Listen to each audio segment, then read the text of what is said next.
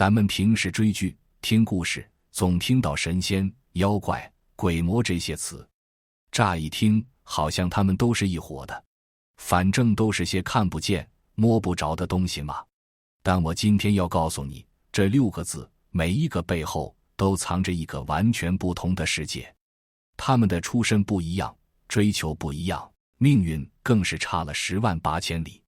有些存在生来就高高在上，有些存在必须豁出命去修炼，还有些存在一步踏错就永远掉进了深渊。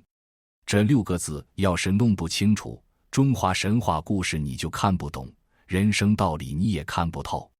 咱们的老祖宗在造字和取名字这件事情上非常讲究，每一个名字里都写进了他的出身、他的能力、他的结局。神仙妖魔鬼怪这6个字就是6种完全不同的人生状态。老祖宗在造字背后藏了6条生存潜规则，条条都是人生境界。如果你觉得这个话题有意思，想听我继续讲下去，请一定要在下方留言告诉我，并且订阅我的频道，这样就不会错过接下来的精彩内容了。今天咱们就拿这6个字开刀，一个字一个字拆开看，看看老祖宗到底在里头藏了什么天机。首先，咱们来聊聊最常被一起提到的神仙。很多人以为神仙那就是一回事，大错特错。神和仙要是放在现代职场上，那就是2个完全不同的体系。神是拥有编制的公务人员，而仙是云游四海的自由职业者。这2类人从出生开始就注定了不是同一个世界的存在。先看神字，左边一个士字旁，代表祭祀，代表天地规律；右边一个身字，代表延伸，代表展现。2个字合在一起，就是在说顺应天道，展现规律。神分为2种，一种是先天的神。什么叫先天的神？就是天地还在混沌的时候，它就存在了。这种神不是人变的，也不是修炼出来的，他们是宇宙最初的那股气，自然孕育出来的。盘古开天辟地，他的身体化作了山川河流，他的气息化作了风云雷电。这些风云雷电的管理者就是最初的神。这批神不用考核，不用面试，他们生下来就带着任务，掌管天地运行的规则。日月星辰的运转，四季的更替，风雨的调度，这些都是先天大神们在管。他们没有生老病死，甚至没有具体的形象，他们就是道的化身。在道教的神话体系里，最高层级的先天神像是3清道祖、元始天尊、灵宝天尊、道德天尊。元始天尊象征着混沌未开的无极状态，灵宝天尊象征着阴阳分判的太极状态，道德天尊就是咱们熟悉的老子，象征着万物化生的现实世界。这3位大神的地位是至高无上的，他们不生不灭，没有开始，也没有结束。所有后来的神仙都要尊他们为祖师爷。在民间，大家最熟悉的先天神可能要数玉皇大帝了。很多人以为玉皇大帝是最高神，其实在道教的神明系统里，3清是退休的老董事长，玉皇大帝是在位的执行者。玉皇大帝就是天界的总负责人，统领天上地下一切神明。他住在凌霄宝殿，手下有4大天王太白金星、托塔天王李靖等等一大批文臣武将。玉皇大帝虽然地位尊贵，但他也是要处理公务的。每天早朝要听各路神仙汇报工作，处理3界之内的大小事务。所以神的第一要务就是维持整个宇宙的正常运转。除了这些掌管天地的大神，还有很多先天神是负责具体自然现象的。雷公电母，一个管打雷，一个管闪电；风伯雨师，一个管刮风，一个管下雨。4海龙王分布在东南西北4个海洋，管着天下所有水域的降雨量。这些神明的工作非常具体，哪个地方该下雨，下多少雨，下了雨之后会不会引发水灾，这些都要经过精密的计算和调度。在民间传说里，如果哪个地方大旱，老百姓就会去龙王庙求雨，求了还不下雨，大家就会把龙王的神像从庙里抬出来，放在大太阳底下曝晒，意思就是让你也尝尝被晒的滋味，看你还下不下雨。你看，在老百姓心里，神不是高高在上，不可冒犯的，你拿了香火就得办事，这是天经地义的道理。但是还有另外一种神，叫后天神。后天神就接地气多了，他们原本是什么？他们原本就是咱们人。这些人在活着的时候，那是立下了汗马功劳，也许是保家卫国的将军，也许是治理水患的能人，也许是救死扶伤的名医。他们在世的时候，老百姓就感恩戴德，等他们去世之后，大家舍不得他，就把他供奉起来，请求他继续保佑一方平安。久而久之，这股人间烟火，这种万民的敬仰，就把他推上了神的位置。这种神最典型的例子就是关公。关公生前是忠义的化身，去世之后，无论是朝廷还是民间，都把他捧上了天，成了五财神，成了关圣帝君，还有咱们最熟悉的妈祖娘娘。妈祖在历史上是真有其人，她叫林默娘。因为常常在海上救人，去世以后，海边的老百姓就把她当作海神来膜拜。这种后天神，它有具体的管辖范围，也很有烟火气。后天神里头最有代表性的就是城隍爷。城隍这个词，城墙、护城河，合起来就是保护一座城市的意思。城隍爷的人选通常是历史上对这座城市有大功德的忠臣良将，比如上海的城隍爷就是明朝初年的大臣秦玉伯，南京的城隍爷传说是南宋抗金名将文天祥，杭州的城隍爷是明朝的忠臣周新。这些人生前一身正气，死后被百姓推举为城隍，继续守护一方平安。他们的存在让老百姓觉得，哪怕人死了，那份正义感还在照着我们。说到神的职责，那可不是在天上享福，神也是有硬性考核指标的，这跟咱们想象的神在天上享福的画面完全不一样。只要你是神，你就有做不完的工作。比如城隍爷就是一座城市的阴阳总管，城里谁做了好事，谁做了坏事，他都要拿小本子记下来，而且他还要保护这座城市不受邪魔外道的侵扰。如果这座城里老是出怪事，老百姓就会说了，这个城隍爷不灵光，不管事了。还有土地公，你别看土地公官小，他可是掌管着一方土地的收成好坏，老百姓能不能吃饱饭，全靠土地公给不给面子。所以神是不能偷懒的，神是拿了天庭的薪水，或者受了民间的香火，就必须干活的。一旦你不干活，老百姓就不拜你了，你就下岗了，就有新的神顶替你。神的位置是一个责任重大的岗位，不是请客吃饭。不只是城隍和土地，灶王爷也是一个典型的考核官。灶王爷的神位就在咱们每家每户的厨房里，他的工作就是监督这一家子人一年到头做了什么事。到了农历腊月23或者24，灶王爷就要上天庭，向玉皇大帝汇报工作。你这一家子今年干了多少好事，干了多少坏事，他一件一件都要讲清楚。所以咱们过年的时候有个习俗叫送灶神，要准备糖果甜食来供奉灶王爷。为什么是甜的？就是想用糖把灶王爷的嘴巴粘住，让他上天之后多说好话，少打小报告。你看这跟咱们人间的人情世故是不是一模一样？神也不是那么好糊弄的，你得拿东西贿赂他。放到现代来想，神代表的就是那些超越自私，为大局奉献，建立核心价值的人。真正的顶级强者，懂得与时代同频，成就他人，最终成就自我。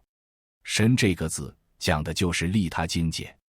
你扛得起多大的责任，才配得上多高的位置。神不是天生就是神，而是因功而封的，这叫顺天而行，无私付出。说完了神，再来说说仙。仙和神最大的不同，就是仙不想管事，仙也不想被人管。咱们看这个仙字怎么写的，左边一个人，右边一个山。这个字造得太形象了，意思就是跑到深山老林里去修炼的人。人走到山的那头，就跳出了世俗的框框。仙的追求就是两个字：自在。他们毕生只有一个目标，那就是摆脱生老病死的束缚，得到长生不老，然后逍遥于天地之间。仙的出身通常都是凡人，这条路太难走了，称得上是千军万马过独木桥。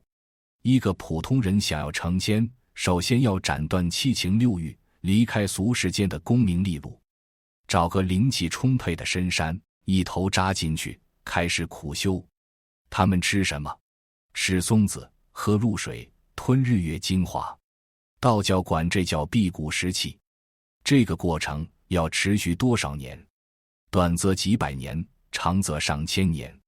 这中间还不能生病，不能走火入魔，还要经历各种各样的劫难。比方说雷劫，修炼到一定程度，老天爷会降下天雷来劈你。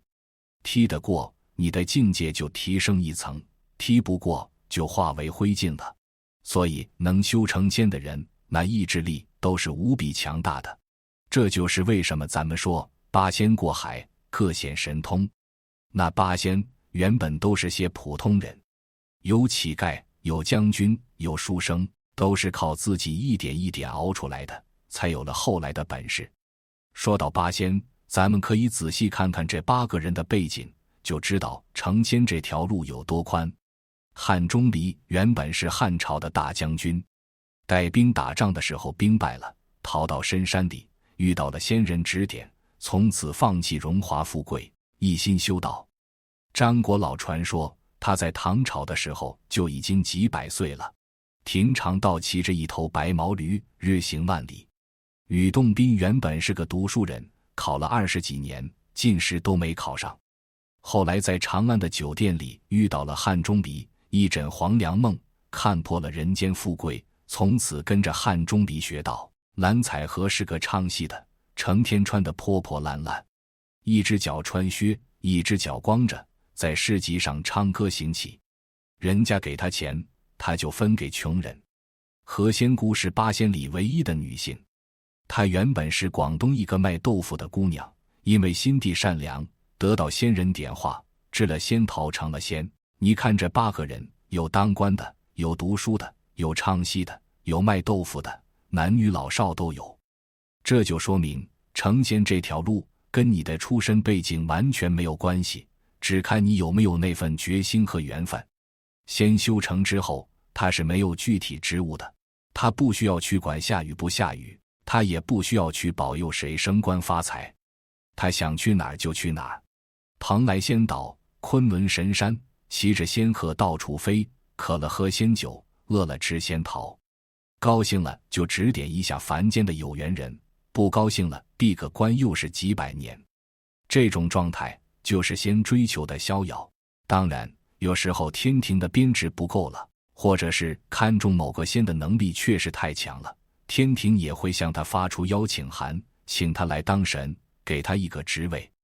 但如果这个仙接受了，他就从自由自在的仙变成了有责任有担当的神了。你可以这么理解，神是职场中人，仙是隐居高人，一个是为了别人活，一个是为了自己活。这也就是为什么咱们只说吕洞宾成仙，不说他成神，因为他本身就是以潇洒自在闻名，身上没什么职务。直到后来被封为帝君，那才算是有了神职，那是后话了。还有一种情况，就是有的人不想经历那么漫长的修炼，想走捷径，这部分人就成了地仙。地仙是什么意思？就是他的修为还不够到天上去当神仙，但是他已经有了超越凡人的寿命和本事。他可以在人间的名山大川里找一处洞天福地住下来，继续修行。地仙虽然比不上天仙那么逍遥，但也不受天庭的约束，日子过得也相当不错。像彭祖传说，他活了800多岁，从尧舜的时代一直活到商朝，他就是典型的地仙。彭祖为什么能活这么久？因为他懂得养生之道，懂得怎么调理身体，怎么顺应自然的节奏。所以仙的核心是什么？是活着，是自由的活着，不受拘束的活着。他们不追求权力，不追求名声，只追求自己内心的圆满。放到现代社会来看，仙这个字讲的就是觉醒境界。当身边所有人都在内卷，随波逐流时，你是否敢于抽身，去提升认知，沉淀核心壁垒，耐得住寂寞，才能看清大局。仙这个字告诉咱们，人生不是只有一条赛道，你随时可以转身走进自己的那座山，这叫退而结网，自我修炼。说完了天上的体系，咱们再来说说地上那些更有趣的存在，那就是妖和怪这2个字。咱们平时都是连着说妖怪，听起来好像是一种东西，其实不对，妖和怪的三观是完全相反的。妖的一生都在削尖了脑袋，想变成咱们人的样子，而怪呢，他觉得自己长得很了不起，根本不屑于做人。先看妖这个字，左边一个女字旁，右边一个妖。妖是什么意思？咬折、反常、妖艳都是不按常理出牌的意思，所以妖这个字本身就是指那些反常的异变。妖是怎么来的？《左传》里有一句非常经典的话，叫天反时为灾，地反物为妖。什么意思呢？就是这个世界只要是不按规矩出牌，生出来的东西就是妖。一棵树本来应该安安静静站在那里，那是正常的，但是有一天这棵树突然开始流血了，或者突然能说话了，或者突然能到处乱跑了，那它就不再是树了，它是妖了。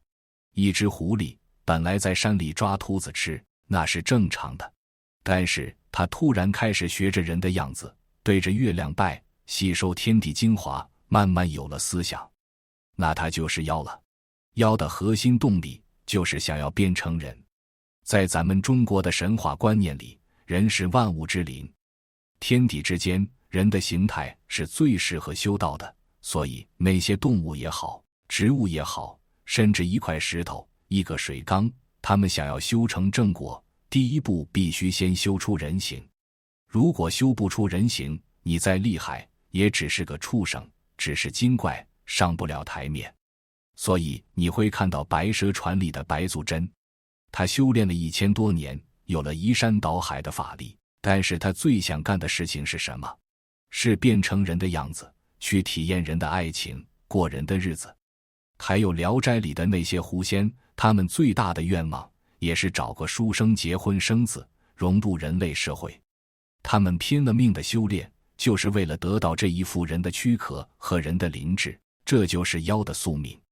他们觉得做人是一件非常高贵的事情，所以说妖不一定就是坏的，有些妖比人还要善良，还要懂得情义，只不过他们这种追求是天生的，他们不是人，所以他们向往成为人。妖要修炼成人，可不是一件简单的事情。首先你得有机缘。一只动物在深山老林里生活了几百年，突然有一天遇到了一位仙人路过，或者找到了一株千年灵芝吃了，这才算开了灵智。开了灵智之后，你才知道什么叫做好，什么叫做坏，什么是可以做的，什么是不可以做的。开了灵智之后，还要学会怎么吸收天地的灵气，怎么在月圆之夜对着月亮吐纳。这个过程稍微出一点差错，就会走火入魔，前功尽弃。修炼了几百年，终于能说话了，能像人一样思考了。接下来就要修炼怎么变成人形，变成人形之后，还要学会怎么在人类社会里生活，怎么说话做事不露出破绽。而且还有一个最大的风险，就是你原本是妖，身上带着妖气。如果遇到有道行的高僧或者道士，一眼就能看穿你的真身。很多妖好不容易混进了人间，结果被过路的道士依照妖镜打回原形，几百年的修为就毁了。放到现代来看，妖的本质是失控的欲望，急功近利，走捷径，为了达到目的不择手段。看似短期内妖艳风光，收获奇效，但违反了客观规律，最终必然夭折。走捷径的路往往是最远的路。妖这个字讲的就是投机境界。那些在职场中只顾眼前利益，不惜破坏规则的人，就像妖一样，一时风光无限，最后却落得个夭折的下场。妖的一生都在追逐不属于自己的东西，却忘了根基不稳，谋起得越高，踏得越快。讲完了地上的妖和怪，咱们要进入神话世界里最深沉也是最危险的2个字了，那就是魔和鬼。如果说妖和怪是有形的东西，那魔和鬼就是无形的状态。这2个字代表了毁灭和终结。先讲魔。魔这个字非常有意思，它是一个外来户。在佛教传入中国以前，咱们本土是没有魔这个概念的。魔字来源于梵语，音译过来叫摩罗，意思是扰乱、破坏、障碍，就是专门给修行人搞破坏的。佛教里有个故事说，释迦牟尼在菩提树下快要成道的时候，就有一个魔王带着魔女来捣乱，又是诱惑他，又是恐吓他，想让他功亏一篑。这就是魔的工作。魔字真正的定下来，还跟一个皇帝有关，就是梁武帝萧衍。梁武帝这个人既信佛又信道，对文字也很有研究。他觉得用磨练的魔字体现不出摩罗的那种邪恶和诡异，于是他就大笔一挥，在下面加了一个鬼字。这一加简直是把灵魂都加进去了。你看这个魔字，上面是麻木的麻，下面是鬼，整体的意思就是这个东西会麻痹你的心智，让你的灵魂像鬼一样沉沦。很多人以为魔就是长着犄角、青面獠牙的怪物，其实魔可能长得很漂亮，甚至可能就是你自己心里面的一个念头。你的贪心起来了，那就是贪魔；你的疑心起来了，那就是疑魔。魔专门找人的弱点。道教后来吸收了魔的概念，并且把它系统化了。道教认为魔不完全是来害人的，很多魔其实是天庭派下来的考官。当你修炼到关键时刻，天庭就会派魔来给你出考题。比方说，当你修行到一定程度，你眼前会出现无数的金银财宝，那就是财魔来考。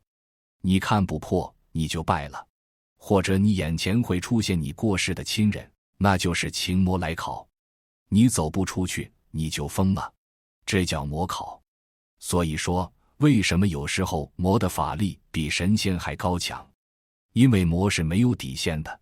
神仙有规矩，不能伤害无辜，仙有风骨，不想沾染因果。但是魔不一样，魔为了达到目的，可以不择手段。一个没有底线的人，他的破坏力当然要比守规矩的人大得多。这就是为什么在故事里，有时候连孙悟空都对有些魔头疼，因为人家是真下死手，而孙悟空还得顾及师傅和百姓。说到魔考，咱们可以再深入聊一聊。在道教的修行观念里，一个人想要得道成仙，必须经历重重考验。这些考验有的是来自外界的磨难，比如前面提到的雷劫，但更多的考验是来自你内心的魔障。比方说，你修炼了几十年，法力越来越高，这时候你心里可能会生出一个念头：我现在这么厉害了，为什么还要低调修行？我完全可以下山去当国师，享受荣华富贵。这个念头就是魔念。你要是顺着这个念头走了，你就偏离了正道。哪怕你法力再高，也不是仙了，而是入了魔道。魔道中人法力可能比仙还高，因为他们做事没有底线，可以吞噬别人的修为来壮大自己，可以用邪术来快速提升，但这种提升是有代价的，它会让你的心性彻底扭曲，变得贪婪、残暴、不可理喻。到最后，哪怕你拥有了毁天灭地的力量，你也不再是你自己了，你成了力量的奴隶。记住，魔不是一种物种，而是一种状态。神仙可以成魔，妖怪可以成魔，人更可以成魔。这叫一念成佛，一念成魔。一旦你放弃了自己坚持的正道，任由心中的恶念和执着爆发，哪怕你是9天之上的大罗金仙，你也瞬间就堕入了魔道。这就是魔最可怕的地方，它无处不在，它就是你心里的黑暗面。所以在咱们的文化里，很多时候真正的敌人不是外面那些青面獠牙的东西，而是你自己心里那一点点贪念，那一丝丝嫉妒，那一股股怒气。这些情绪如果不去管它，任由它生长，它就是魔。打败魔的唯一办法就是修心，让自己的心变得清净，变得透亮，不为外物所动，这样魔就奈何不了你了。放到现代来想，当你陷入过度的执念、焦虑、嫉妒和完美主义时，就是被心魔吞噬了。人生最大的敌人从来不是外在的竞争对手，而是那个放不下、想不开、自己折磨自己的自己。魔这个字讲的就是心魔境界，讲的就是自我内耗。放下执念，你才能放过自己。如果说魔是最危险的状态，那鬼就是最无奈的归宿。人死为鬼，咱们道教和民间的信仰认为，人是由3魂7魄组成的。活着的时候，魂魄抱在一起，精神饱满；人死了之后，3魂升天，7魄入地。如果魂魄没有散干净，或者是因为有巨大的执念，强行把魂留在了人间，那就是鬼。你看这个鬼字，人归西去，戴着面具，代表的是隐匿、阴暗、逝去的事物。鬼的本质就是一团阴性的能量，鬼是非常弱的。绝大多数人去世之后变成鬼，在那个世界里就是最底层的老百姓，他们没有什么法力，甚至根本没办法影响现实世界。你走路的时候可能穿过了无数个鬼魂的身体，但你毫无感觉，因为他们的能量太稀薄了。咱们平时怕鬼，其实都是自己吓自己。真正厉害的鬼叫厉鬼，这种鬼是因为生前死得太冤，心里憋着一股巨大的怨气。这股怨气就像是给他充了电一样，让他拥有了干扰物质世界的力量。它能让你做噩梦，它能挪动家具，甚至能够显形来吓你。但是这种力量也是暂时的，就像是一口气，泄了也就没了。而且厉鬼的日子很难过，他每天都要重复自己死亡的痛苦，直到找到替身或者怨气消散。咱们在民间故事里听到的鬼，大部分都是这种有执念的鬼，比如吊死鬼。传说上吊死的人，魂魄被困在那个地方出不来，必须找一个人也在同样的地方，用同样的方式结束生命，他才能得到解脱。这就是所谓的找替身。还有水鬼，淹死在水里的人，天天泡在冰冷的水里，等着把路过的人拖下水。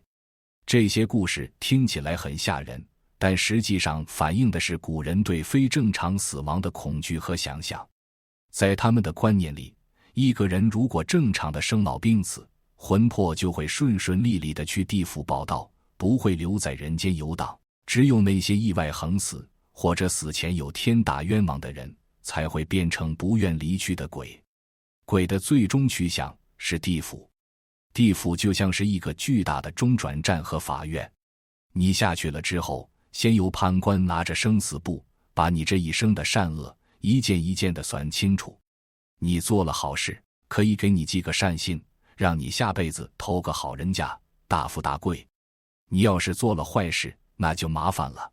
18层地狱，每一层都有不同的刑罚。撒谎的拔舌头，浪费粮食的下油锅，不孝顺父母的背石头。在地狱里把罪消完了，你才能去排队投胎。所以在某种意义上，地府是一个让人重新开始的地方。地府的这套管理体系相当的完备。最高长官是10殿阎罗，每一殿的阎罗王负责不同的审判环节。第一殿的秦广王负责初步审查，看看你是善大于恶，还是恶大于善。如果是大善人，直接就送去转生富贵人家；如果是大恶人，直接发配到各殿受刑。中间那些善恶相抵的普通人，也要走流程，把前世欠的债还清，才能进入轮回。除了10殿阎罗，还有判官、牛头马面、黑白无常这些执行人员。黑白无常的工作就是到人间去勾魂。人死的时候，他们会拿着铁链和令牌来把你的魂魄带走。这2个神明的形象，一个穿白衣服，一个穿黑衣服，吐着长长的舌头，看着挺吓人的。但他们其实只是在执行公务，不会无缘无故害人。当然，鬼还有一条路，就是不要走，留在地上做神。但这需要非常苛刻的条件，一个是天庭认证，另一个就是你的后代要一直供奉你。咱们逢年过节烧纸钱，为什么？就是怕地下的祖先过得不好，给他们送生活费。如果哪一家人世世代代都行善积德，并且香火不断，那么这个家族的祖先就有可能不再受地府的管辖，转正成为那一片的守护神，也就是家神。这就是鬼的最高成就了。还有一种特殊的存在，介于鬼和神之间，叫做祖先。咱们中国人最重视的就是敬拜祖先。在传统的观念里，祖先去世之后并没有完全消失，他们的灵魂还在，并且在另一个世界里关注着子孙后代。如果子孙后代做了好事，他们会感到欣慰；如果子孙后代做了坏事，他们会感到痛心。而且祖先的灵魂也有一定的力量，可以在冥冥之中保佑后代平安。所以咱们逢年过节，清明、中元、重阳、春节都要祭拜祖先，烧香上供，烧纸钱金纸，就是为了让祖先在另一个世界过得好一点。祖先过得好，就会反过来保佑我们。这是一套互相供养的系统。所以说，鬼这个词听起来很负面，但在咱们的文化里，去世的亲人并不是鬼，而是祖先。祖先是有尊严的，是受尊敬的，是家族的一份子，只是他活在另一个维度里。这种对死亡的理解，比起简单的恐惧和害怕要深厚得多，也温暖得多。放到现代来想，鬼怕见阳光，象征的是逃避现实与活在阴影里。如果你总是活在失败的懊悔中，或者不敢光明磊落地面对问题，喜欢在背地里搞小动作，你的人生就会如同鬼魅一般，永远走不出阴霾。鬼这个字讲的就是阴暗境界。见不得光的事做久了，你自己就成了那个见不得光的人。放下执念，走出阴影，你才能重新站在太阳底下。最后，咱们来说说怪。咱们平时老说妖怪妖怪，但前面讲了，妖和怪的三观是完全相反的。妖削尖了脑袋想变成人，怪呢，不仅不想变成人，还觉得人很弱小，很可笑。怪的定义是什么？叫天地乖气，忽有非常为怪。就是天地之间有一股不正常的力气，突然创造出来一个非常奇怪的东西。这个奇怪主要体现在长相上。你看这个怪字，左边一个心字旁，右边一个省，省是什么？原本指眼睛长了白翼，看到不寻常的事物，后来引申为奇特，不合常理。所以怪这个字就是指那些打破常规认知的存在。怪从来不觉得人的样子有什么好看的，他们对自己的外表是非常有自信的。比方说，一只鸡长了3个头，一条蛇长了4只翅膀。你看见它，你觉得害怕，觉得怎么长成这样，太奇怪了。但是在怪的世界观里，他觉得自己美极了。他觉得你们人类只有2条腿、2只手，那才叫丑。《山海经》这本书就是一本关于怪的百科全书，里面记载了各种各样不可思议的生物，什么九尾狐、穷奇、香柳，他们生来就是那个样子，不需要变成人，他们也不羡慕人，他们甚至是吃人的。对于妖来说，变成人是一种进化；对于怪来说，变得更怪、更强壮、更畸形，那才是他的追求。怪的存在就是打破你对自然界的认知，所以区分妖和怪，就看他理不理想变成人。想变成人的，那就是妖；不仅不想变成人，还觉得人很弱小、很可笑的，那就是怪。你可以这么理解，妖是有编制的梦想家，怪是野生的艺术家，这就是他们最根本的区别。咱们可以拿《山海经》里的几个经典形象来具体说明一下。比如穷奇，穷奇长得像老虎，但身上长满了刺，背上还长了一对翅膀。他专门吃人，而且特别喜欢吃好人的脑袋，看到坏人反而会给他们送东西吃。这家伙是纯粹的怪，他不觉得吃人有啥不对，他也不觉得自己需要变成人。再比如相柳，相柳是水神公公的部下，长了9个脑袋，每个脑袋都是人的脸，但身体是蛇的身体。它在哪里出现，哪里就会变成沼泽，冒出来的水都是苦的，根本不能喝。相柳的存在就是一种天灾，它是天地间怨气凝结出来的怪物。还有九尾狐，九尾狐在《山海经》里原本是一种瑞兽，长了9条尾巴，叫声像婴儿，人吃了它的肉可以不被邪气侵害。但到了后来，九尾狐慢慢被妖魔化了，成了蛊惑人心的妖怪。从这里也能看出，怪和妖的界限有时候也会模糊，但在底层逻辑上，怪是以奇特为本色，妖是以化人为目标。放到现代来想，世人笑我太疯癫，我笑他人看不穿，怪往往是异类。但换个角度看，所有的创新、天才和破局者在成功之前都被人当作怪物。敢于与众不同，敢于质疑常规，才是突破阶级固化的唯一钥匙。怪这个字讲的就是创新境界，不要害怕成为别人眼中的异类。那些最先看到新方向的人，那些敢于打破旧规则的人，哪一个不是从怪起步的？当全世界都说你怪的时候，也许你正在走在正确的路上。怪不是错，怪是天赋，是敢为天下先的勇气。好了，讲到这里，咱们这6个字就说完了。你看神、仙、妖、魔、怪、鬼这6个字，其实就是6种不同的人生境界。神代表着责任，你有了权利，你就得为大众服务，这是利他境界。仙代表着自由，你想要自由自在，就得吃得了苦中苦，耐得住寂寞，这是觉醒境界。妖代表着投机，走捷径的路往往是最远的路，这是投机境界。魔代表着堕落，不管位置多高，能力多强，一旦控制不住欲望，就会害人害己，这是心魔境界。鬼代表着阴影，见不得光的事做久了，你就永远走不出阴霾，这是阴暗境界。怪代表着创新，我不在乎别人的眼光，我就做我独特的自己，这是创新境界。所以说，读懂了这6个字，就读懂了咱们老祖宗的智慧。这个世界没有永远固定的阶层，也没有永远不变的标签。神要是作恶，早晚会跌下神台；妖要是行善，也能封神拜将。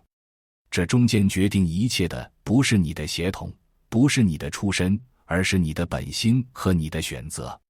这就是咱们华夏神话里藏着的人生大道理。咱们今天把这些故事掰开揉碎了讲，不只是为了好玩，也不是要大家去信什么，而是希望咱们能够从这些老故事里学到一些做人的道理。神的大公无私，仙的淡泊名利，妖的力争上游，怪的独树一帜，魔的警钟长鸣，鬼的因果报应。每一个字都在告诉我们，该怎么活在这个世界上。谢谢大家的收看，我们下次再见。